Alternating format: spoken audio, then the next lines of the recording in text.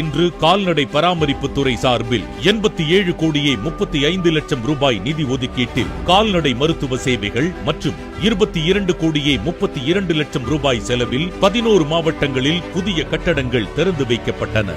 மீன்வளம் மற்றும் மீனவர் நலத்துறையின் சார்பில் தமிழகத்தில் 8 மாவட்டங்களில் 4 புதிய மீன் இறங்கு தளங்கள், 4 மேம்படுத்தப்பட்ட மீன் இறங்கு தளங்கள், 5 மேம்படுத்தப்பட்ட மீன் விதை பண்ணைகள் மற்றும் 1 புதிய மீன் விதை பண்ணை ஆகிய 14 திட்டப்பணிகளை மொத்தம் ரூபாய் 112 கோடியே 27 லட்சம் ரூபாய் மதிப்பீட்டில் திறந்து வைக்கப்பட்டன. தமிழ்நாடு கால்நடை மருத்துவ அறிவியல் பல்கலைக்கழகத்தின் சார்பில் 6 மாவட்டங்களில் புதிய கட்டடங்கள் மற்றும் உட்கட்டமைப்பு வசதிகள் ஆகிய 6 திட்டப்பணிகள் மொத்தம் ரூபாய் 33 கோடியே 11 லட்சம் மதிப்பீட்டில் திறந்து வைக்கப்பட்டன.